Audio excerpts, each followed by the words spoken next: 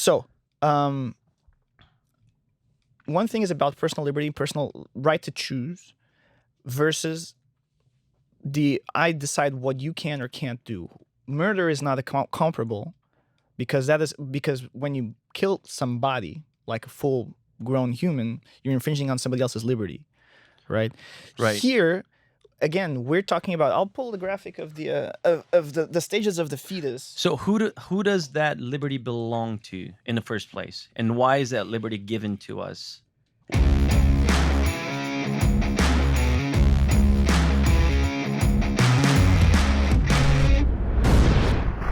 Why is that a fundamental right? What is a human fundamental right to liberty, freedom? Why is that a fundamental right? Is that given to us by the state, or is that given to us by, let's say, God or nature? If you don't believe in God, you can say nature. No, I don't think nature gives you any rights. Honestly, it doesn't give you the right to freedom, to nature? liberty. Yeah, the right? No. You can try to fight for it. So wait, that's my point. Is that a right that is given to us by the government? Freedom, liberty, or is that something that is the illusion of freedom? intrinsically existent to human? It's intrinsic to human existence. No. Do you think so? A baby, in what point of human's life, freedom is given to them? I don't think people are necessarily free. Freedom to do what? Like, imagine if you don't live in society and you live by yourself in the jungle, there's only one thing you want. Well, we have certain freedoms, right? Well, we have freedoms. Depends on the scope of. I mean, not if you're North Korean, you don't have a lot of freedoms. But here in the Western world, we still have the idea, like this strong idea of freedom of speech. Yeah, freedom. And that is society decided that was important. Therefore, but who's society? Like, what is the U.S. What is society driving us? What's pushing us forward? Who is giving that? That's my question. Because I believe that freedom, that liberty, that was earned. It's given to us by simply existing. It's intrinsic to our existence.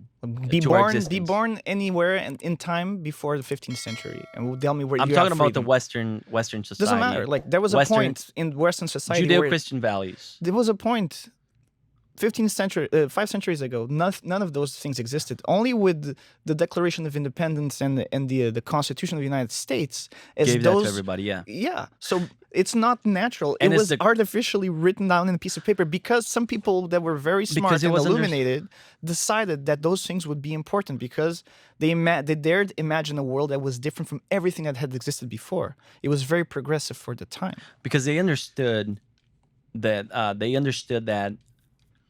the right to freedom and liberty is something that is born with human being and is given by God. That's the primary idea. God, that's for the people who believe in God. Well, nature. Like I said, you can say nature, whatever. Like, it's something, something that exists beyond our comprehension. Because if the idea of God is not present, then what becomes God is basically the state, the government. Because it's the government that's ruling over all people. Just be a guy somewhere lost in an island. Like, there's no government and there's no God, and you're quote unquote free-ish. I mean, you can do whatever you want, but you still want to be doing a lot of the same things. You want to, like, live to fight another day. You want to feed yourself, and you want shelter. Yeah, but you're still subjected to natural laws or divine laws. And those are the things. So once we decide, like, we're not free. Though. You're given a very extreme. That's a very extreme example, and I understand it, but we're social creatures. We live in society. We live in conjunction with each other, community. So most of us do, yeah. So who determines that social contract, or who determines that we are free?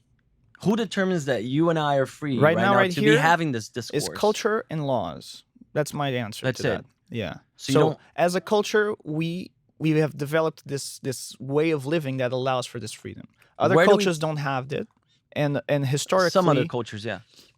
historically, a lot of the times you weren't you couldn't elect a leader, you couldn't speak bad to the king. There's like a lot of stuff that was historically And that's the never product there. of tyrannical But that's the history of impositions. man. Yeah, That's the history of mankind. Like corruption since and tyrannical impositions from men, I think we from lived malevolent as men. a species. No, as a species, we've lived in this power dynamic between the people who rule and the people who are ruled. Oh, okay. So you now you said the word power.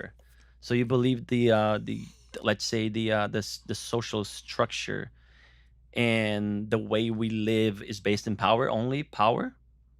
Modern society has probably maybe other factors, but like primarily, the strongest lion will get the best female, the biggest. So you don't think our primary motivation is, let's say, competence Competence or but respect? that's a very modern idea. I don't know, like It is power as well. There's of course there's some people that take advantage of their hierarchical position in society to impose some sort of power, but I don't think that's the primary motivation of human beings. And that's something Jordan Peterson talks a lot about. He talks about the hierarchical structures and how it is not motivated by power only, and that's why we don't live in a patriarchal tyrannical structure sure. in society, and not everything is a social construct.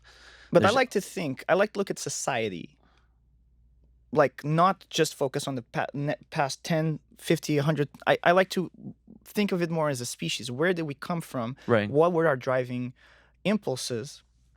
And for me, it's very on a very basic level, which is the basis.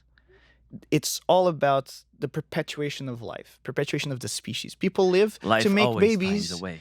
to make babies, and we're always chasing the female because we're quote unquote, I don't like using the word program, but that's part of our ancestry, of our evolutionary ancestry, right? Yeah. That's what Okay. all animals on this planet do, and we're not different. We have a higher level of consciousness. We have a bigger Natural brain. laws, my friend. Sure, but natural laws are all about Biological. violence. They're all about killing or be killed. They're all about procreating, and they're all about trying to survive in a very, very violent, And very, that's very brutal world. now And I that is the reality. and I like that. I like what you just said. And I like that because using that observation that you just made, it's a clear example why we should differentiate human beings from all the other species, because we are the only species that is able to rationalize our actions, Not to rationalize in a more You're the best. in a more sophisticated manner. Exactly. You're the best at rationalizing on this planet. I think it's not calling you arrogant, but I think it's an arrogant argument to To separate it? don't look at dolphins, don't look at elephants, don't look at orcas. Well, we can Don't go. look We at can go to the other spheres of consciousness, because there is sentience in a lot of the animals. But we can go, and which I'm not is saying very there's small. not. I understand that. That's you can observe that in nature. Exactly. And But we're just the top. That's fine. We can but be the top. I We're guess not the fastest. We're not the strongest. We're not in the animal but- world, but we're the smartest. But Okay, sure. there's a huge. The thing is that there's a huge gap between human In beings smartness. and the smartest animal in The second smartest in the animal realm, Mm-hmm. in the animal kingdom. Sure. That's We my have our po- advantage. That's my point. We have something. And that advantage allowed us to conquer and dominate the world. Not conquer and dominate. Yeah. The world, like we build better shelter, we make better food. We've made our own species thrive better through intellect. And because of that responsibility was given to us. I think it was given by to whom? us. When? By nature, if you don't believe in God. To me, by God. This was like Because an we're made in the image of God. Don't you like genetics? But if you believe in fluke. yeah, okay. You could blame that on nature or a natural accident. Mhm. But because of that, we have, it's like Spider-Man, a With great power great comes power, great responsibility. Exactly. We have become the caretakers of the world, and we have a huge responsibility. Doing a terrible job. I don't think so. And The world. that's I don't part mean of. society But or see that people. that reaction you Eh, had right there, it's part of an anti-human, um anti-human idea, anti-human ideology that has poisoned the minds, especially the young people in our country. And don't forget the waters, the rivers, the forests, I understand that and the air. we have issues, my friend. I'm not saying that we're perfect. I'm not Good. saying we're not corrupted. I'm not saying that we are, a model of benevolence. I'm not saying that. What I'm saying is, we as a human species, we as a society, as a community, we have this big responsibility of taking care of nature. It's like I said, we have acquired that power, or um, that privilege, to take care of the environment, take care of our community, take care of other people. We're social beings. So we have that ability in a rational way to do that. And I believe we are smart beings, and we are mostly benevolent in our fuck, in our essence, to come up with tools and different ways to overcome the issues. I don't think that we are destroying the planet on purpose. We are a cancer in this world. Like, I don't have that mentality towards human beings. I believe that we are the solution and not the problem. Why not And I both? think we will overcome those problems. I just think that our very very pretentious and very dangerous ideologies poisoning the minds of people nowadays, especially the young people, like I said before, um, that creates that idea, that creating life is bad for the environment, that eating the most nutritiously dense foods, it's bad for the environment. Everything that basically, like, that comes with the basic nature of human beings, and everything that we have to do in order to survive, and orient ourselves into, through life.